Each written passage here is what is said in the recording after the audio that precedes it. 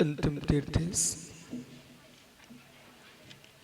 वर्धमान स्वामी के शासन में हम सही विराजते हैं।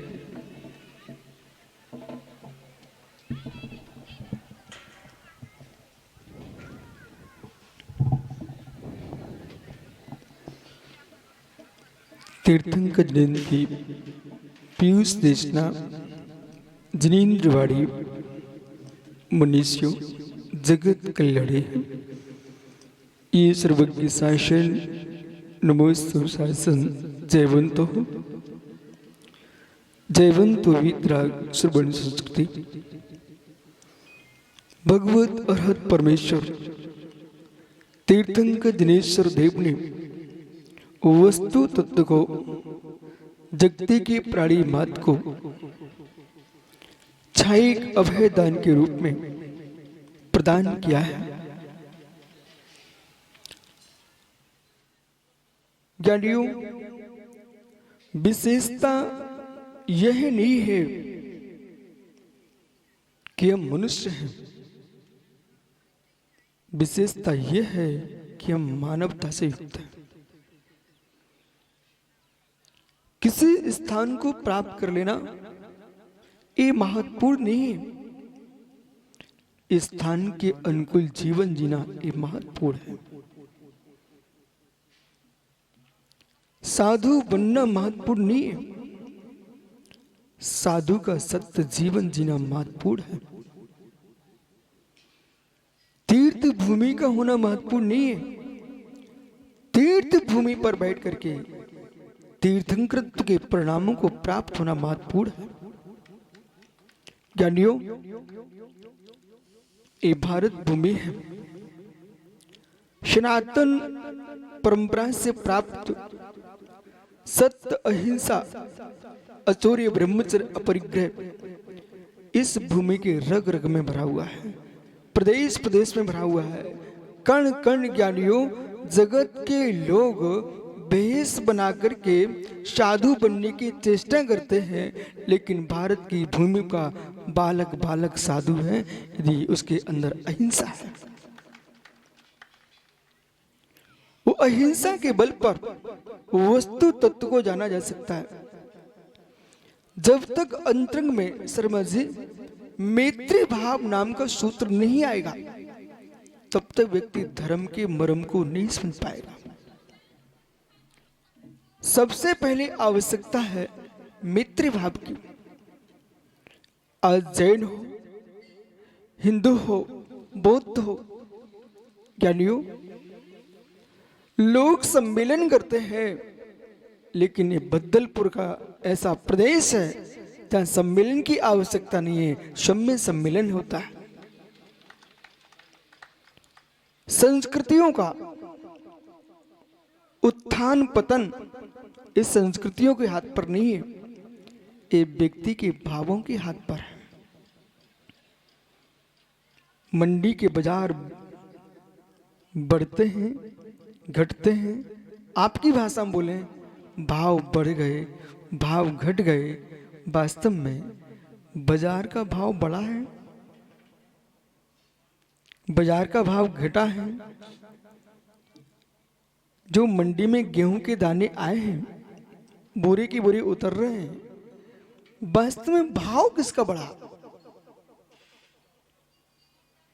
मंडी तो मंडी है और गेहूं तो गेहूं है। आपकी मांग बढ़ गई सो मंडी के धान्य के भाव बढ़ गए, आपकी मांग घट गई तो भाव घट गए। गेहूं तो गेहूं है। धर्म बढ़ा है, धर्म घटा है, धर्म न आज तक बढ़ा है न घटा है। धर्म तो धर्म है।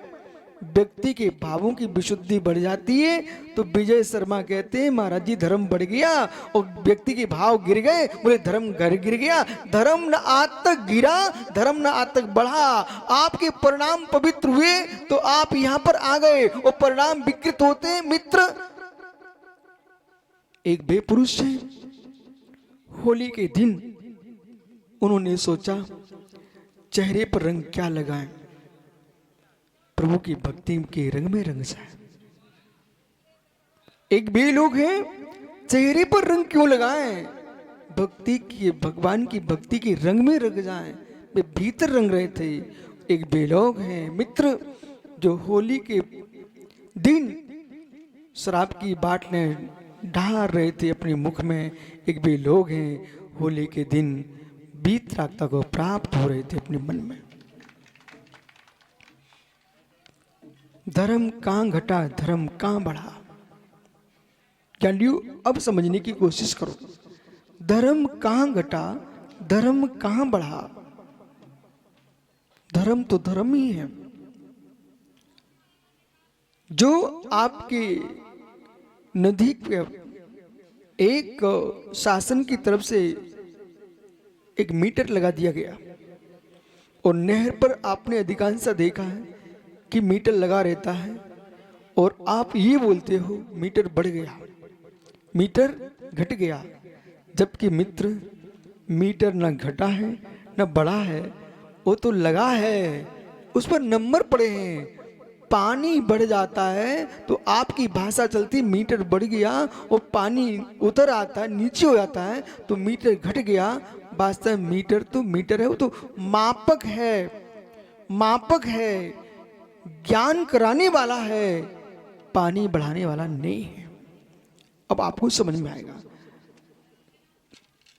नहर के ऊपर पानी के अंदर लगा मीटर पानी को बढ़ा रहा है कि घटा रहा है? यानी पानी के अंदर लगा हुआ मीटर वो पानी को बढ़ा रहा है कि घटा रहा है? सब मूल लेके आए कि आज न घटा रहा है न बढ़ा रहा है, तो क्या कर रहा है? बता रहा है पानी ऊपर है कि पानी नीचे है। ज्ञानियों, परमात्मा न किसी को दुख बढ़ाता है न किसी को सुख बढ़ाता है, परमात्मा मात्र बताता है। साधु पुरुष आपके घर में आए, नगर में आए, आपको सुख देने नहीं आए, विश्वास मानिए। आपको दुख देने भी नहीं आए, विश्वास मानिए। वो बताने आए हैं पाप करोगे तो दुखी हो जाओगे और पुण्य करोगे तो सुखी हो जाओगे, और पुण्य पाप दोनों से दूर हो जाओगे तो परमात्मा बन जाओगे।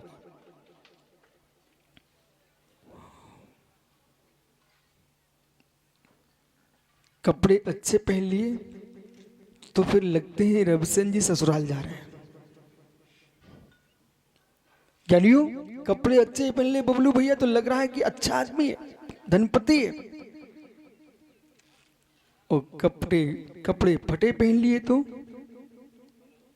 गरीब है। वस्त्र फटे तो गरीब हो गया, और वस्त्र अच्छे पहन लिए तो धनपति हो गया। लेकिन ज्ञानी, दीनहीन और धनपति, इनकी पहचान आप वस्त्रों से कर रहे हो। वस्त्र उतार दो, वस्त्र उतार दो। मेरे मित्र विश्वास रखो, वस्त्र अच्छे हैं तो धनपति सम्राट कहला रहे हो, वस्त्र फट गए तो गरीब कहला रहे हो, जो निर्वस्त्र हो गए तो महाराज कहलाओगे।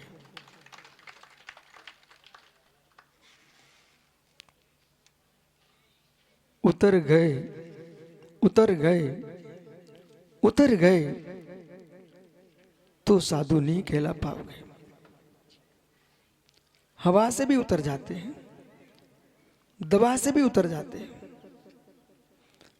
आपको मालूम है, एक बालक आया, वो कह रहा था सुब्रत सागरी, बोले मेरा ऑपरेशन हुआ तो डॉक्टर साहब ने सारे कपड़े खुलवा दिए।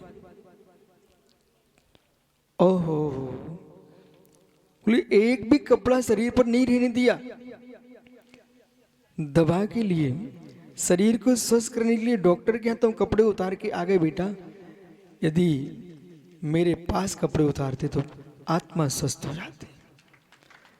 तन की स्वस्थ करने के लिए डॉक्टर कपड़े उतरवा रहा है। मेरे मित्र, जिनके मन स्वस्थ हैं उन्हें कपड़े पहनने की आवश्यकता ही नहीं। जिनके मन स्वस्थ हैं उन्हें वस्त्र पहनने की आवश्यकता ही नहीं है। अंदर में झांक के देखना। भैया, जिनके मन स्वस्थ है उनको वस्त्र पहनने की आवश्यकता ही नहीं। मन के विकल्पों को ढकने के लिए व्यक्ति वस्त्र पहन रहा है। मन के विकल्प समाप्त हो जाए तो प्रकृति प्रकृति भूत है। जैसे इस बद्दलपुर में सरता बह रही है निर्वस्त्र, चट्टानें निर्वस्त्र, भूमि निर्वस्त्र, प्रकृति का जो धर्म है उसका नाम निर्वस्त्र है। जो प्रकृति का स्वरूप है वो आच्छादित नहीं है। जो प्रकृति का स्वरूप है वो आवृत नहीं है। प्रकृति का स्वरूप है वो निरावरण है। आवरण जब भी होगा तो कुछ ना कुछ ढका होगा। आवरण क्यों? आवरण में ढका है। कोई आप विशिष्ट कार्यक्रम करते हो, एक तस्वीर को पहले से ढक के लाते हो और फिर कहते हैं भाई पत्रकार जी आकर के निरावरण करें, नेताजी आकर के निरावरण करें। इसका मतलब क्या है? ढके बिना निरावरण होता है क्या? ढके बिना निरावरण होता है क्या? जैसे मित्र झांझरे जी, आप तस्वीर को निरावरण करते, कपड़ा हटा करके सबको तस्वीर का, चित्र का चेहरा दिखा देते हो, ऐसे योगी जन यही काम कर रहे हैं। धार्मिक नेता, सामाजिक नेता, सामाजिक नेता मित्र तस्वीर के कपड़े को हटाता है, और धार्मिक नेता है वो कर्मों के वस्त्रों को उठाता है। तो कर्म का वस्त्र हट जाएगा, फिर आपको किसी तस्वीर के भी निरावरण की आवश्यकता नहीं पड़ेगी। ये निर्णय होना चाहिए है हर व्यक्ति के मन। विजय, कर्म आंखों से नहीं दिखते। आप सब ज्ञानी लोग हो, अपनी कापी पे लिखो कर्म और कर्म, कर्म और कर्म, कर्म और कर्म। अंतर समझ में आ रहा ना?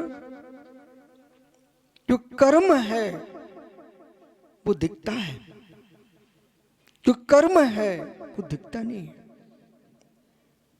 एक कर्म शब्द क्रिया रूप है। कौन से कर्म कर रहे हो वो तो आपको पता है ना। उससे जो बंद हो रहा है वो आपको मालूम नहीं है।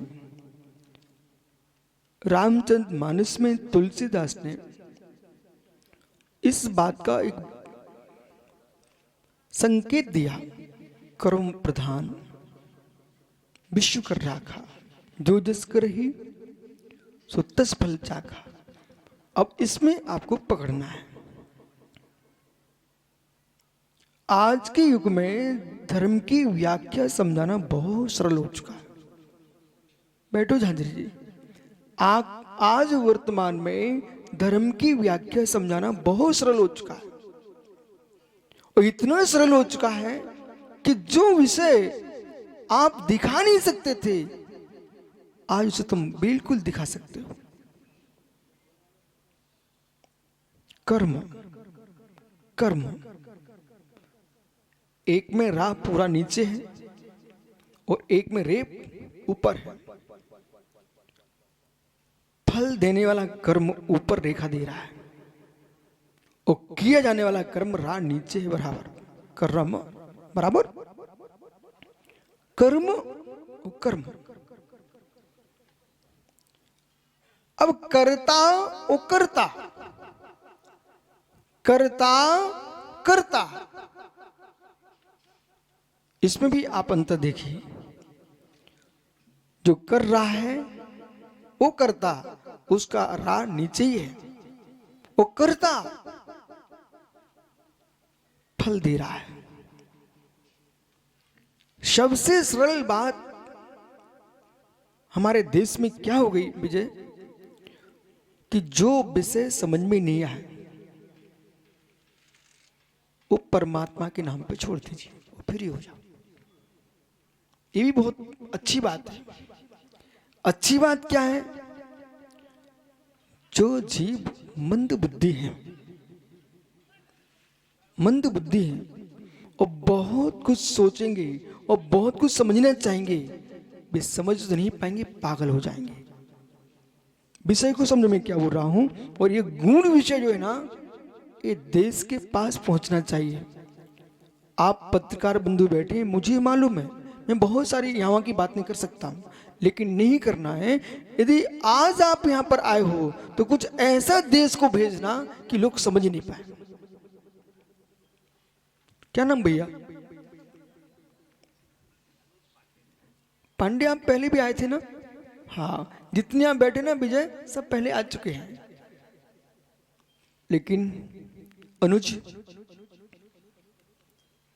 एक शब्द हमने बोला कि ऐसा देश को समाचार देना कि लोग समझ नहीं पाए। बोले महाराज जी, फिर मेरी पत्रकारिता का क्या होगा? यही होगा, ऐसा विषय भेजना, आप आज ऐसी हेडिंग बनाना कि लोग समझ नहीं पाए। तो आपके पास पुनः प्रश्न आए कि पांड्या ये क्या विषय है, तो आप खुश हो जाना। बोले अभी तक मैं जितने पेपर छापा तो पढ़ा तो सबने, लेकिन प्रश्न किसी ने फोन नहीं किया, ये विषय क्या है। हर वस्तु को सरल कर दोगे तो कीमत समाप्त हो जाएगी, और हर वस्तु कठिन कर दोगे तो कीमत समाप्त हो जाएगी।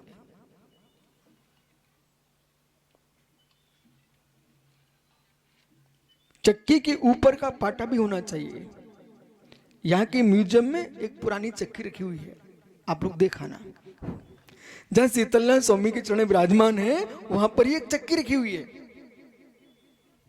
वो चक्की बहुत बड़ी शिक्षा दे रही है। यदि आपने शास्त्र पुराण नहीं पढ़े और शास्त्र पुराण समझ में नहीं आ रहे हैं, तो कम से कम ये भद्दलपुर में जो एक चक्की रखी हुई है पूरी पत्थर की, उसमें कोई मिट्टी नहीं लगी हुई, पूरी पत्थर की चक्की रखी हुई है छोटी सी, उस चक्की को देख करके आपको तत्व का ज्ञान हो जाएगा।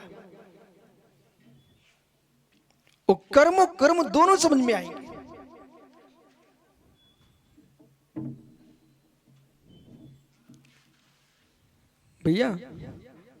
भैया पांडे जी, नीचे से क्या निकलेगा?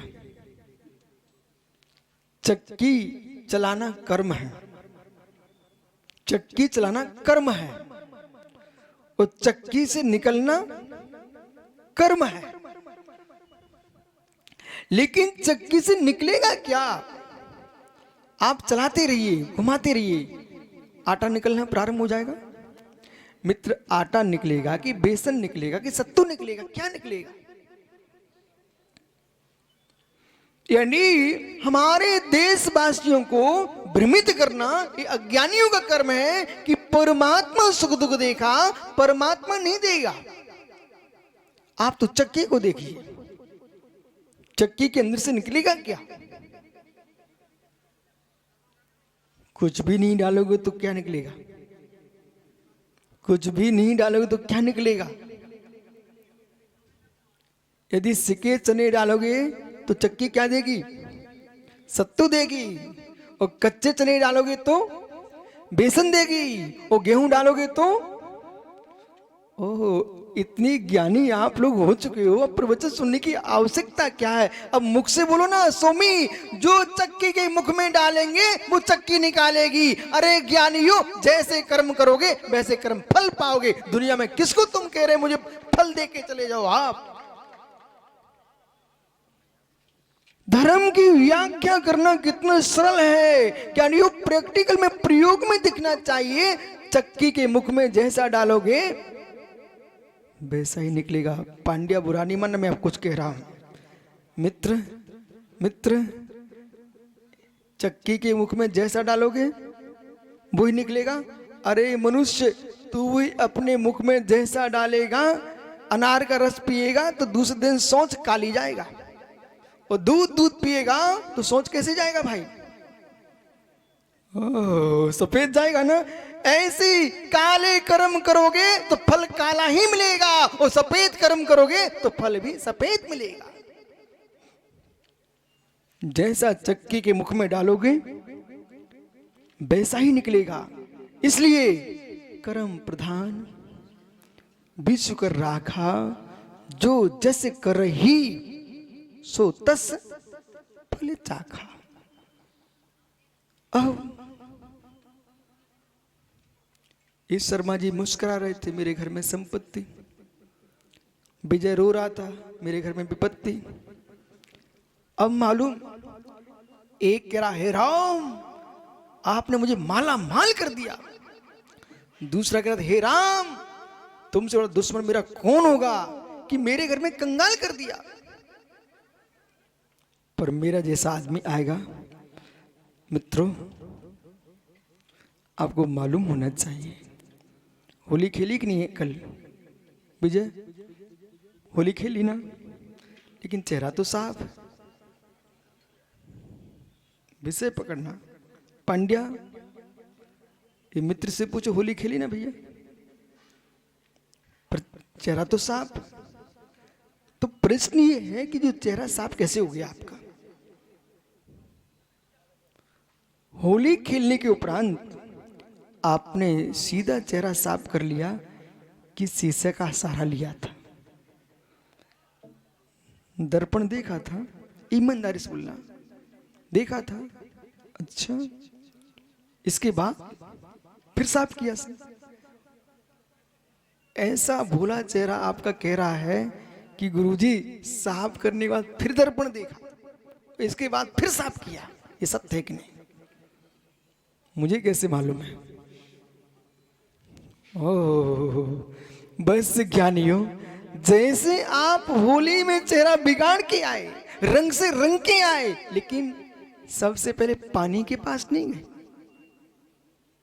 सावन के पास नहीं गए, किसके पास गए? शीशा के पास गए ना, दर्पण के पास। बोले देखो तो कैसा है।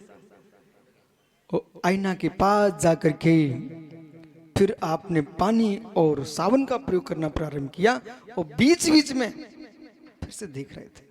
मित्र ये बताइए, जब चेहरा रंगीन था तब दर्पण ने बताया कि नहीं बताया? चेहरा रंगीन था तब दर्पण में झलका कि नहीं झलका? क्या दर्पण ने आपके चेहरे को रंगीन किया था? बिल्कुल सत्य है ना? रंगीन नहीं किया। और जब आपने साफ किया, कब किया? जब दर्पण में देख लिया, फिर पानी का प्रयोग किया, साबुन का प्रयोग किया, कपड़े से पोंछ लिया, फिर देखने गए। अब कैसा दिखेगा? जब साफ हो गया तो रंगीन पुनः दिखेगा क्या? ओह मित्र, लिखना अपनी डायरी पर जरूर। विजय लिखो भाई क्या हो रहा है। दर्पण झूठ नहीं बोलता। हो गया प्रवचन पूरा।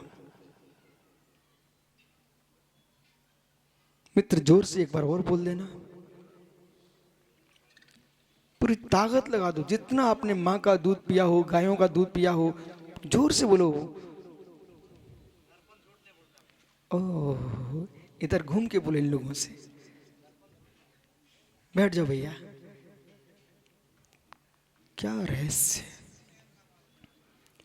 क्यों नहीं बोलता? क्योंकि दर्पण में झूठ नहीं है, स्वच्छ है। जो स्वच्छ होता है वो झूठ नहीं बोलता। ऐसे जिसका चित्त स्वस्थ है वो झूठ नहीं बोलता। दर्पण झूठ नहीं बोलता। नवीन, दर्पण झूठ नहीं बोलता। जब चेहरा काला था तब दर्पण ने बता दिया, देखो भाई चेहरा तुम्हारा काला है। लेकिन उसने काला किया नहीं था, ये भी सत्य ना।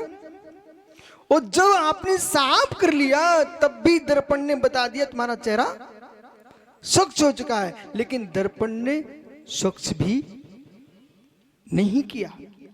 बैठो भैया, दर्पण ने स्वच्छ भी नहीं किया, दर्पण ने मलिन भी नहीं किया, लेकिन दर्पण ने बताया कि नहीं बताया?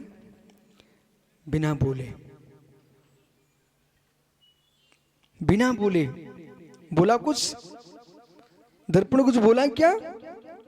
मूक होकर के दर्पण ने बताया। बस मित्र, जगत कहता है कि मुझे धर्म की बातें समझ में नहीं आती, पर मैं समझता हूं जगत में विजय ऐसा कोई व्यक्ति नहीं है जिसे धर्म समझ में ना आता हो। लोगों ने क्या किया, मंदिर में आकर के पूजा करके चले जाना, इतनी बात को धर्म मान लिया। वो पुण्य क्रिया रूप धर्म है, लेकिन वस्तु के यथार्थ को समझना, ये वस्तु का ज्ञान भूत धर्म है। और फिर पानी लेकर के भाई ने धोना शुरू किया है, ये चारित्र रूप धर्म है। और साबुन लगा करके स्वच्छ किया है, ये भीतर के तत्व ज्ञान का स्वरूप है। और ज्ञानियों, जो दर्पण में तुम देख रहे थे, ये परमात्मा का स्वरूप है। वो परमात्मा का स्वरूप कैसा? जैसे दर्पण ने आपके चेहरे को गंदा भी नहीं किया, स्वच्छ भी नहीं किया, जैसा था वैसा बता दिया। फिर भाई बोलता है, पत्रकार जी बोले, गुरु जी दर्पण झूठ नहीं बोलता। अब सुनना भैया, नमः श्री वर्धमानाय निधूत कल्यात्मने शालोकानाम त्रिलोकानाम यत विद्या दर्पणायते। परमात्मा का जो स्वरूप है, उसके लिए ऋषि मुनियों ने, आचार्य भगवंतों ने दर्पण संज्ञा दी है। तज्जयति परम ज्योति समम समस्तैरनंत पर्यायै दर्पण तलयु सकला प्रतिफलति पदार्थ मालिका यत्र। तज्जयति परम ज्योति समम समस्तैरनंत पर्यायी दर्पण इव सकला प्रतिफलति पदार्थ मालिका यत्र। अब भैया पुणे आइए दर्पण के पास। यदि सामने दर्पण है और आग लग जाए, उसमें आएगी कि नहीं आएगी? बिल्कुल सत्य है, बहुत बढ़िया। मित्र, पानी गिरने लग जाए, वो उसमें झलकेगा कि नहीं झलकेगा? लेकिन जब आग लगी थी तब दर्पण में झलक तो रही थी, पर दर्पण झुलस नहीं रहा था। बराबर? जब पानी गिर रहा था, दर्पण में झलक तो रहा था, पर दर्पण गीला नहीं हो रहा था। अनुज, अपने मित्रों से कहना, इस बात को हम भूल जाएं कि हम जैन हैं, बौद्ध हैं, हिंदू हैं, सनातनी, सब शून्य हो जाइए, शून्य हो जाइए, दर्पण बन जाइए, दर्पण बन जाइए।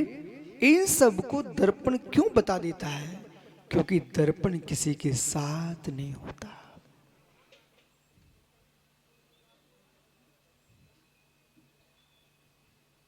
ये तेल की धार डालो, वो झलकेगी नहीं झलकेगी? लेकिन भैया, दर्पण पर तेल मत लगा देना, दर्पण पर तेल मत लगा देना, फिर किसी को भी नहीं झलका पाएगा। यही तत्व की व्याख्या। दर्पण पर तेल मत लगा देना, फिर नहीं दिखा पाएगा किसी को। क्यों? तेल की स्निग्धता में दर्पण में चेहरा दिखता नहीं। जब तेल की स्निग्धता में दर्पण में चेहरा दिखना बंद हो जाता है, ऐसे ज्ञानियों मोह राग की स्निग्धता में आत्मा में सत्य दिखना बंद हो जाता है।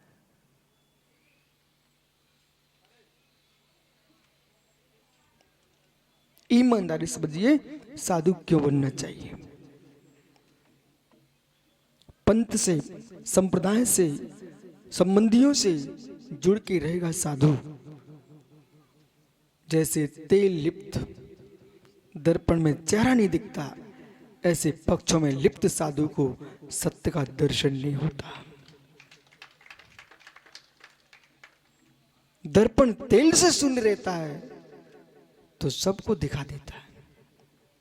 इसलिए परमात्मा जो है हमारे सुख का ज्ञाता है, हमारे दुख का ज्ञाता है। लेकिन जैसे दर्पण न हमारे चेहरे को काला करता है न सफेद करता है, मात्र दिखाता है, ऐसे सच्चा परमात्मा ईश्वर प्रभु विभु जो है वो जगत में मेरे मित्र किसी भी जीव को सुख नहीं देता भैया, दुख भी नहीं देता। अब प्रश्न करो स्वामी फिर सुख दुख देता कौन है? भद्दलपुर के म्यूजियम में एक चक्की रखी हुई है, आपको विश्वास ना तो यहां से जाके देख लेना। चक्की आटा देती है कि सत्तू देती है कि बेसन देती है? पांड्या अब तो बहुत देर हो गई मित्र, अब तो खुल के बोल मित्र। ये दूरियां छोड़ दीजिए कि मैं साधु हूं आप ग्रस्त हो। एक ग्रस्त साधु अपने स्थान पर, अभी तो तत्व की व्याख्या है। और आपको मालूम है कॉलेज में चाहे मुस्लिम का बच्चा हो, चाहे हिंदू का बच्चा हो, जैन का हो, ब्राह्मण क्षत्रिय वैश्य शूद्र कोई भी हो, लेकिन टीचर जब पढ़ाता है ना अध्यापक, तो सारे छात्र होते हैं बराबर। स्कूल में जाकर संप्रदाय लेके आओगे तो बेटा तुम कुछ सीख के नहीं आ पाओगे। ऐसे यहाँ सब भूल जाओ मैं कौन हूं। अभी मैं मात्र प्रवचन सुन रहा हूं, श्रोता बराबर। और श्रोता के नाते अब वो चक्की के पास पुनः पहुंचिए, और हर घर में चक्की तो होती है। बेसन देगी चक्की, आटा देगी चक्की कि सत्तू देगी चक्की? क्या देगी? जो डालेंगे वही देगी। अब क्या करना, चक्की के सामने एक दर्पण लगा देना, और जब वो निकलता है, कहीं आटा निकले कहीं बेसन निकले तो सत्तू निकले, वो सब उसमें झलकेगा कि नहीं झलकेगा? बराबर। लेकिन दर्पण भी कुछ नहीं दे रहा है, पक्का है, वो मात्र दिखा रहा है। वो चक्की में खाली चक्की को पीसते जाइए, कुछ नहीं मिलने वाला, जो डालेंगे वही निकलता है। ऐसे हमारा जो ईश्वर है परमात्मा है, वेदों में लिखा परमात्मा, उपनिषदों में लिखा परमात्मा, जिनागम में लिखा परमात्मा, इन सब की परिभाषा देखना चाहिए। शर्मा जी, उपनिषद के परमात्मा को देखोगे तो तुमको करते नहीं दिखेगा, करते नहीं दिखेगा, कराते नहीं दिखेगा। जैसे दर्पण रखा है ऐसे परमात्मा तटस्थ है, जाननहारा है, देखनहारा है, करनहारा नहीं है। तो फल कौन दे रहा है? चक्की में जो डालोगे वो निकल रहा है। हम जैसे कर्म करेंगे फल वैसा निकलता है। यदि हमारा फल हमारा ईश्वर देता ना, तो परमात्मा तो परम कृपालु होता है, वो नरक कैसे भेज सकता? विजय मछली जीव है, विजय मछली जीव है। घबराओ नहीं, एक समय के लिए बोल दीजिए मछली जीव है, मुर्गा जीव है, बकरा जीव है, मित्र भैंसा जीव है। भैया भैया, आपने ऐसे दृश्य कल से आज तक देख चुके होंगे जिनको कैसे कढ़ाई में डाल दिया गया है, भट्टी में झोंक दिया गया है। जब सारा जगत ईश्वरमय है तो बकरा भी तो ईश्वर है, मुर्गा भी तो ईश्वर है, मछली भी तो ईश्वर है। हम ईश्वर को कैसे तेल में तल रहे हैं? अहो ज्ञानियों, कर्म फल मिलने की बातें सत्य निकली तो फिर उनसे ही पूछना, जिन्हें अज्ञानी खा रहे हैं उनसे ही पूछना कि ये कैसे तड़प रहे हैं, एक कर्म का फल है कि नहीं। जिन्हें तुम खा रहे हो वे कैसे तड़प रहे हैं, कर्म का फल है कि नहीं। जब तुम तड़पा हो जाओगे तब तुमको मालूम चलेगा फल कैसा होता है।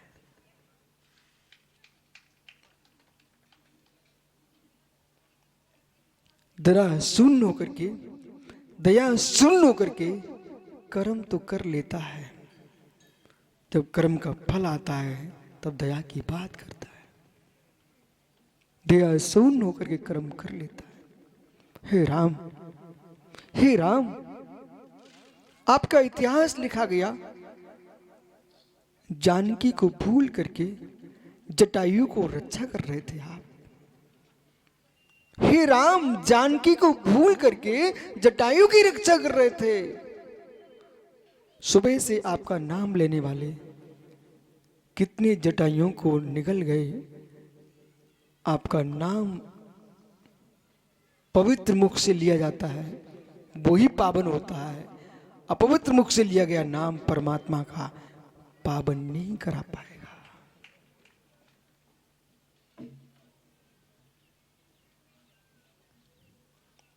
ये ताकत पत्रकारों के मस्तिष्क में है भैया। जो तलवार में ताकत नहीं होती है वो इसमें ताकत है। तलवार वाला क्या कर पाएगा? कुछ नहीं करता, गले उतार करके समाप्त उसका इतिहास। इतिहास बनाएगा लेखक, इतिहास बनाएगा मेरे मित्र कवि, इतिहास बनाएगा पत्रकार। जैसा मोड़ दो पत्रकार गढ़ो, आपकी लेखनी पानी की धार है। आपके भीतर एक करुणा है तो विश्व में करुणा फैल जाएगी। हम लिखते एक शास्त्र तो 1000 पृष्ठ पर लिखा जाएगा, और आप एक शब्द लिखते हो 1000 लाखों पेपरों में एक साथ चला जाता है। यदि हमारा झरना के निकलता पानी है तो आपका बहता सागर है। ये दोनों मिलकर के पर सत्य यही है। आपके पीछे नदी बह रही है, बहती दिखती बहुत लंबी, पर जहां उद्गम स्थान होता है वो विजय कितना होता है।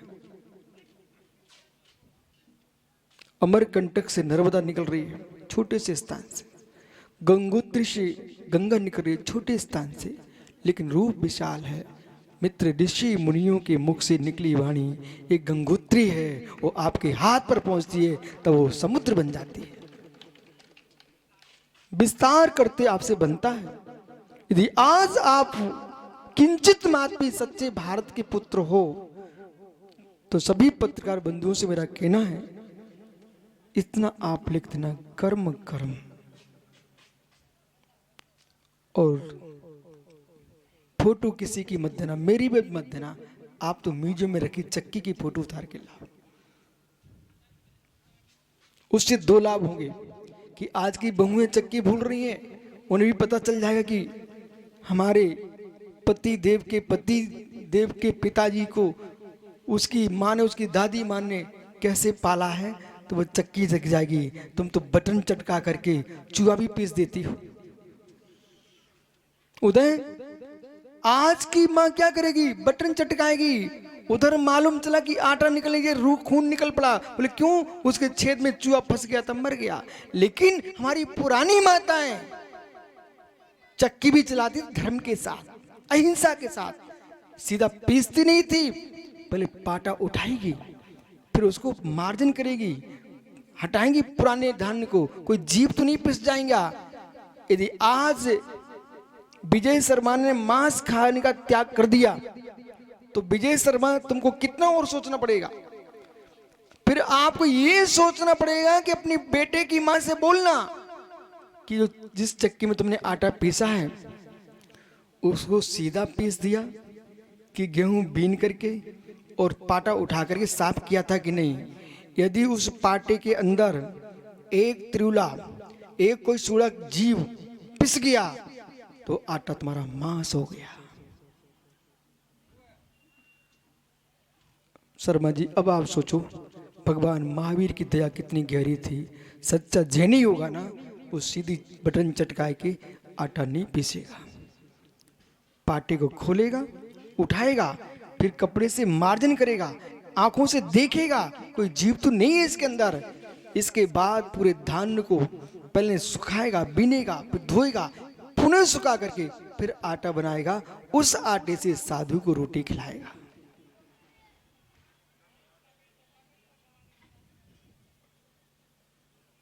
एक और इतनी गहरी दया, और दूसरी ओर मित्र मछली को तेल में तल दिया। अंतर समझना, आप अंतर समझना।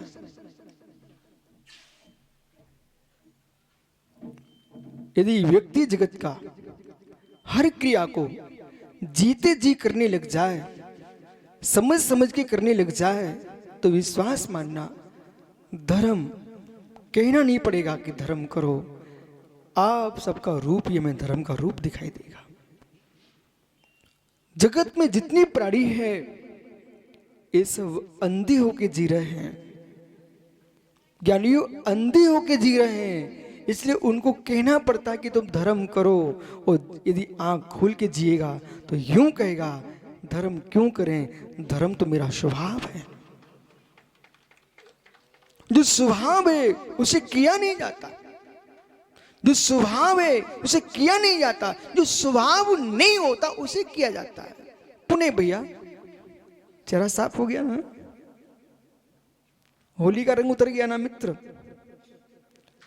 लेकिन ज्ञानी, जो चेहरा आपका होली खेलने के पहले था ना, पूर्व में, वो ही चेहरा है कि दूसरा बदल गया? वो ही है ना। देख मित्र, उसे हटाना पड़ा जिसे लगाया था, उसे हटाना पड़ा जिसे लगाया था। जो था उसे न लगाया न हटाया। धर्म वो होता है जिसे लगाना नहीं पड़ता है, हटाना नहीं पड़ता है, जो है सो है। रंग लगाया गया इसलिए तुमको हटाना पड़ गया। कर्म आत्मा में लगाते हो तो हटाना पड़ते हैं, लेकिन शुद्ध आत्मा में न कोई लगता है न हटता है, वो वस्तु का स्वभाव है। स्वभाव पर किसी वस्तु का प्रयोग नहीं है, स्वभाव पर कोई वस्तु को लगाना हटाना नहीं पड़ता है। यही कारण है जो वस्तु स्वभावभूत धर्म की व्याख्या है वो अपने आप में यथार्थ व्याख्या है। उसमें कोई संप्रदाय नहीं है, उसमें कोई पंथ नहीं है, परंपराएं नहीं है। पानी शीतल है, इसे कौन मना करेगा? पानी शीतल है, इसे कौन मना करेगा? अग्नि उष्ण है, इसे कौन मना करेगा? है किसी में ताकत?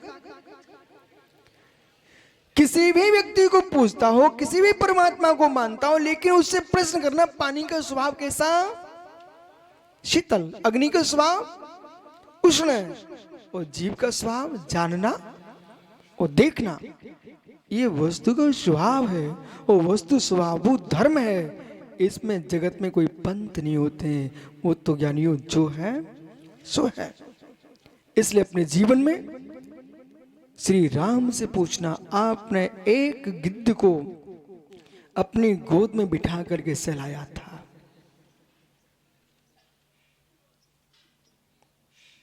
दशरथ के बेटे होने से राम जगत में पूज्य नहीं हुए, विश्वास मानिए। कौशल्या के पुत्र होने से प्रसिद्धि को प्राप्त नहीं हुए। अयोध्या में जन्म लेने से भी राम प्रसिद्ध नहीं हुए। आज तक क्या अयोध्या में आज कोई लोग नहीं रह रहे क्या? अयोध्या में जन्म लेने से प्रसिद्ध नहीं हुए, दशरथ के बेटे होने से प्रसिद्ध नहीं हुए। ज्ञानियों तो प्रसिद्ध क्यों हुए? राम ने मित्र जटायु जैसे पक्षी को करुणा से अपनी गोद में बिठा लिया था, इसलिए राम प्रसिद्ध हो गए। अपनी संतानों को तो दुनिया बिठालती गोद में, किसके इतिहास लिखे गए? अपनी संतानों को तो दुनिया बबलू गोद में बिठालती, किसके इतिहास लिखे गए? अपनों को अपना मान करके जीने वालों के इतिहास नहीं लिखे जाते हैं, गैरों को भी जो अपना मानते हैं उसके इतिहास लिखे जाते हैं। मेरे चेले दुनिया कहना जानती है, दूसरे के चेलों को भी अपना जैसा मानो तब जाने। ओहो ज्ञानियों, एक ताकत गौ के अंदर है, एक ताकत मात्र गौ के अंदर है, लवकुश मात्र गौ के अंदर है। अब बेटा समझ में गौ शब्द का प्रयोग कर रहा हूं। मैंने अपनी आंखों से देखा शर्मा जी, एक गाय बड़े बड़े 2 बछड़ों को दूध पिला रही थी। मैंने मालूम किया कि इसी के बच्चे हैं। बोले नहीं, गाय इतने भोला जीव, सुकरी का बच्चा भी, कुकरी का बच्चा भी गाय के थन में दूध पी रहा था। जगत में मेरे मित्र धर्मात्मा वही हो सकता है जिसका भाव गऊ जैसा होगा। हाँ बेटा, अभी तुमने देखा क्या जगत को? बोलो सुब्रत सागर, आपने आंखों से देखा था कि नहीं देखा था? रामटेक, महाराष्ट्र में रामटेक है, वहां हम लोग जा रहे थे। एक गाय खड़ी हुई थी कामटी के पास में। वो कामटी के पास में खड़ी गाय, 2 बड़े बड़े बैल, अच्छे अच्छे बछड़े दूध पी रहे थे। और मालूम रतलाम में, और एक जगह मालूम सुकरी के बच्चे गाय का दूध पी रहे। वो बड़े प्रेम से खड़ी हुई है।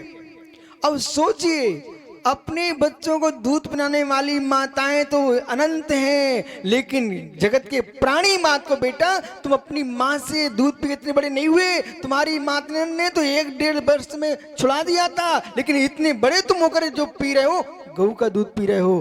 गऊ जैसा जीवन जियो, गऊ जैसा जीवन जियो। अब बोले दूसरी गऊ कौन है? गऊ यानी वाणी, गऊ यानी वाणी। जैसे गाय सबको दूध पिला देती है, ऐसे जिनवाणी प्राणी मात्र को तत्व का दूध पिला देती है। गऊ जैसा जीवन जियो, गऊ जैसा जीवन जियो। घास खाने के बाद भी दूध देती है, यानी घास खाने के बाद भी दूध देती है। ऐसा जीवन जियो।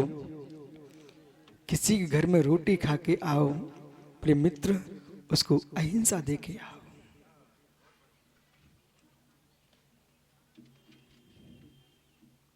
जैसा डालोगे वही निकलेगा ना। मुख में मांस के टुकड़े डालोगे तो मित्र चिंता मत करो, नरकों में टुकड़े टुकड़े होंगे। जैन ग्रंथ, हिंदू ग्रंथ लिखे रखे हुए हैं।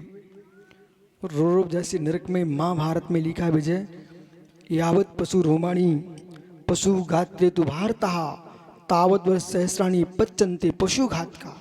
मैं शांति पर महाभारत से बोल रहा हूँ। व्यास जी ने लिखा हुआ है, यावत पशु रोमाणी पशु गात्रे तु भारतः, जितनी रोमखंड पशु के शरीर में है, हे भारत, हे दुष्टर, हे अर्जुन, उतनी हजारों वर्ष तक ये जीव एक पशु की हत्या करने वाला नरकों में पचेगा।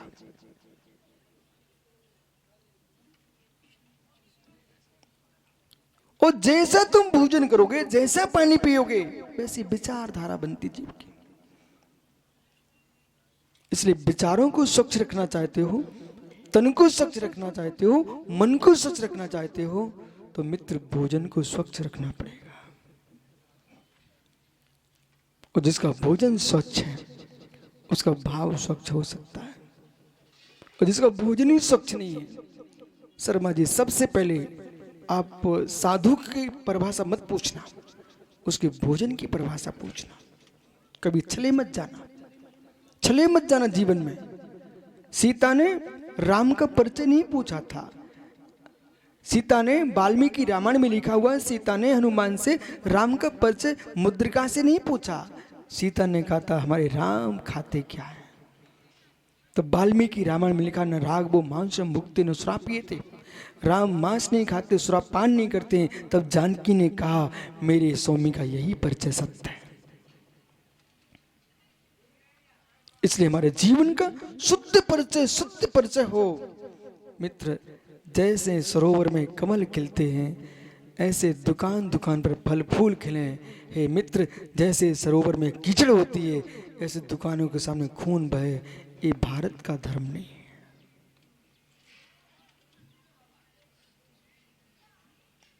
कलयुग इतना नहीं अभी आ गया, इतना कलयुग नहीं है कि एकदम खून खून दिखाई दे रहा है। आखिर में जो सरकारों में बैठे हैं वे भी भारत माँ के ही बेटे हैं ना। विजय भैया, व्यक्ति भूल कितनी जल्दी जाता है। विजय शादी हो गई क्या? अब जागृत हो गए। विजय शादी हो गई क्या? माँ है, आपके साथ रहती है? अच्छा भैया, धन्यवाद दो इस भाई को, अपनी माँ को साथ में रखता है। धन्यवाद दो आप उसको। माँ साथ में है, ठीक है। साथ में है, किस घर में है? आपकी पत्नी के साथ ही रहती ना, ठीक है। आपकी पत्नी रोटी खिलाती कि नहीं माँ को? बहुत अच्छी बात है। आप माँ का भी सम्मान करना और अपने बेटे की माँ का अधिक सम्मान करना, इसलिए तू मेरी माँ को रोटी देती है। उन बेटों से भी मिलना विजय, जो अपनी माँ को पत्नी आते ही दूर रख देते हैं। उन लालों से कहना, बेटा तुमने भारतीय धर्म का नाश कर दिया। बोले क्यों? एक चटपटी साग पत्नी के हाथ की खाते ही माँ की दूध रोटी तुम भूल गए। इतनी जल्दी भूल गए कि पत्नी का पच लेने खड़ा हो सकता है, पर माँ को तुम एक गिलास पानी नहीं दे पा रहा है, इतनी जल्दी तुम भूल गए। जो व्यक्ति अपनी माँ के दूध को भूल सकता है, वो जगत के प्राणियों की रक्षा क्या कर सकता है? इसलिए अपने जीवन में जिसको अपनी माँ के दूध की याद है, वो दूसरे खून की भी याद कर सकता है। और जिसको अपनी माँ के दूध की याद नहीं है, वो दूसरे खून को भी खून नहीं दे पाता।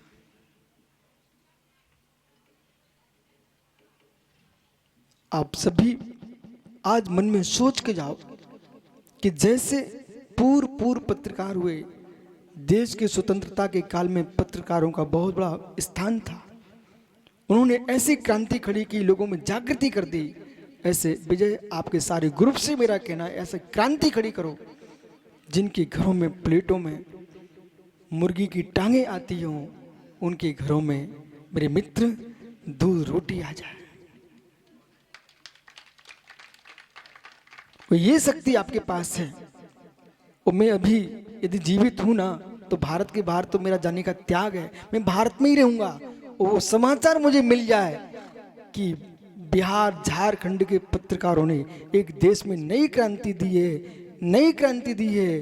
क्योंकि पूरे विश्व को विजय, पूरे विश्व को गणतंत्र राज्य देने वाला कोई देश है, उसका नाम भारत है। और भारत में भी कोई है तो बिहार है, वैशाली, जिसने पूरे विश्व को गणतंत्र राज्य दिया है। गणतंत्र की जो स्थापना हुई है, सबसे पहले वैशाली में महावीर के स्थान पर हुई। ज्ञानियों, ऐसी आज शीतलनाथ स्वामी की भूमि पर यहाँ जितने पत्रकार बंधु आए हैं, एक ऐसी क्रांति खड़ी कर दो कि जगत में लोगों की तस्तरी में मुर्गे की टांगे ना आए, उनकी तस्तरी में मेरे मित्र दूध रबड़ी आए।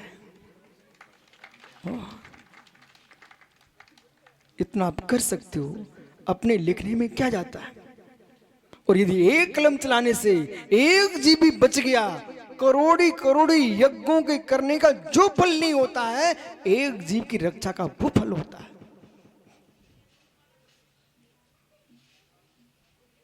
कोटि यज्ञ कुछ नहीं दे पाएंगे यदि एक जीव की रक्षा हमने कर ली।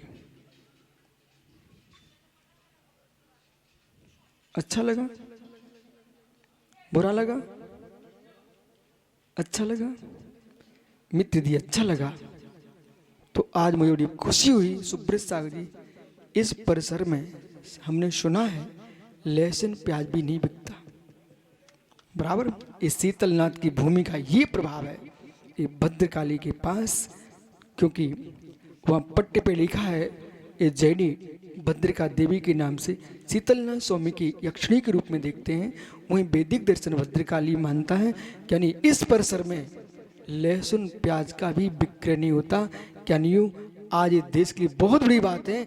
अन्यथा लोगों को मंदिरों के सामने अंडों के छिलके दिखाई देते हैं धर्म स्थानों पर, लेकिन यही शीतलनाथ स्वामी का प्रभाव है कि इतने करोड़ों वर्ष बीतने के बाद भी इस भूतल पर लहसुन प्याज का प्रयोग ना हो तो विजय इसका ध्यान रखना। कुछ लोग ऐसे भी होते हैं, बोले बीड़ी का त्याग, बीड़ी का त्याग, मालूम, बीड़ी का त्याग, और हल्ला करेंगे बोले बीड़ी का त्याग किया मैंने, लेकिन सिगरेट पी लेते हैं। तो लहसुन प्याज न छीलने वाले अंडे न छीलें।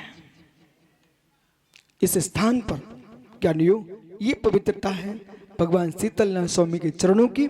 इस भूमि पर बैठ करके आप लोग यहाँ आए हो, बस ऐसा अनुभव में आए कि एक बार भारत में ही नहीं पूरे विश्व के पत्रकारों को मालूम चल जाए कि एक ऐसे भी झारखंड में पत्रकार बंधु हैं जिन्होंने अहिंसा परम ब्रह्म का जयनाद किया है। और ज्ञानियों घर घर में तीर्थंकर अरहंत भगवंतों के, राम महावीर के सिद्धांतों को घर घर में नहीं घट घट में भेजा। आपका समय हो गया, यानी कल फिर आओगे।